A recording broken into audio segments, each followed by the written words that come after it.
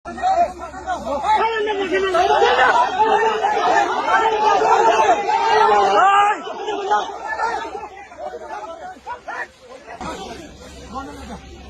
का आगाज इंतहाई अफसोसनाक खबर और बोझल दिल के साथ करना पड़ रहा है। फेंसिंग करते टाइम बीएसएफ पर उस साइड में बैठे घुसपैठियों ने पत्थरबाजी शुरू कर दी और बिल्कुल बॉर्डर के नजदीक आ गए। तभी बीएसएफ ने एक्शन लिया और 4 गिद्धड़ों को तो मौके पर ही निपटा दिया, गोली मार दी। तो इंडिया आर्मी में जोश है। बयान आ रहे हैं बांग्लादेश से, उसको किस तरीके से ठिकाने लगाना है, किस तरीके से उन्हें संभालना है, इस चीज को लेके रात भर बड़ी तशवीश रही, परेशानी रही कि ट्रंप ने जो पटारी खोली है, जहां बिल्ली थैले से बाहर आई कि ईरान डील मैं उस सूरत करूंगा जब मुसलमान ममालिक बिलखुसूस अरब ममालिक बशमूल पाकिस्तान अब्राहम अकॉर्ड पर दस्तखत करेंगे, इब्राहिम मुआहिदे पर दस्तखत करेंगे।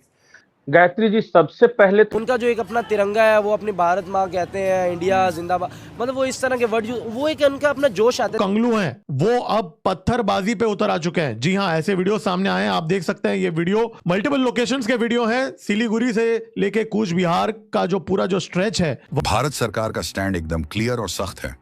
बॉर्डर पर कोई भी अवैध घुसपैठियां अब 1 इंच भी बर्दाश्त नहीं किया जाएगा। ट्रंप ने क्या कहा, क्या वार्निंग दी है और कितना बड़ा झटका दिया है तमाम मुस्लिम ममालिक को, खास तौर पे पाकिस्तान को। शाह ने कमर कस ली है, ये जो बहुत भड़काऊ ज्यादातर, और हमारे बॉर्डर एरिया जो है, भारत से सटा हुआ बॉर्डर है, वहां पे जमात इस्लामी बांग्लादेश जीता है।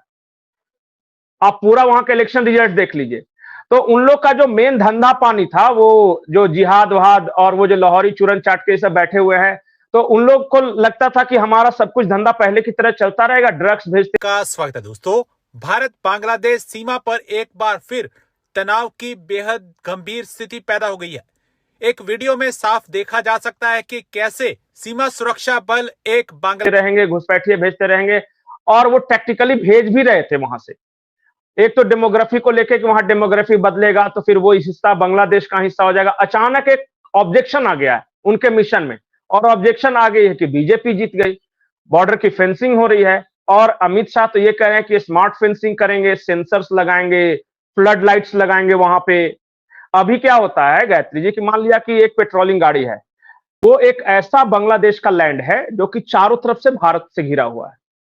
मतलब बांग्लादेशी भारत आ ही नहीं सकते, अपने जमीन पे वो नहीं जा सकते बिना इंडिया को क्रॉस किए हुए।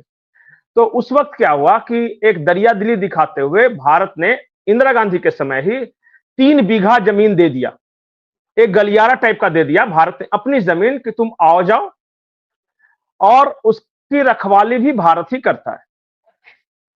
और हमने सोचा कि चलो अपना ही है, भाई है, छोटा भाई, तो कहा कि जाओ अपने देश में तुम जा सकते हो।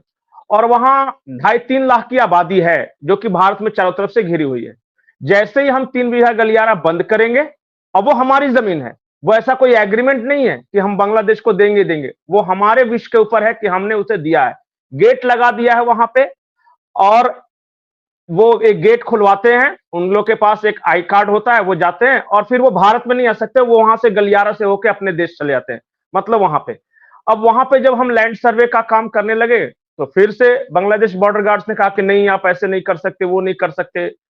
तो भारत ने कहा कि सुन, हम कर तो बहुत कुछ सकते हैं, चाहे तो बंद भी कर सकते हैं, तुम्हारा 3 लाख की आबादी है ना, वो कभी भी तुमसे डिस्कनेक्ट हो सकती है। तो फिर वहां भी धमकाया तो चले गए ये सब। होगी स्टेट स्पॉन्सर टेररिज्म का। तो इट मींस कि क्या इंडिया जो है वो ऑस्ट्रेलिया, जापान एंड अमेरिका के साथ मिलकर पाकिस्तान पे हमला करेगा, या इंडिया अपने आप को कंफ्यूज रख रहा है? देखिए, बड़ी ये इंटरेस्टिंग चीज समझने वाली है। इंडिया कहता है कि क्वाड की सिक्योरिटी ग्रुपिंग नहीं है,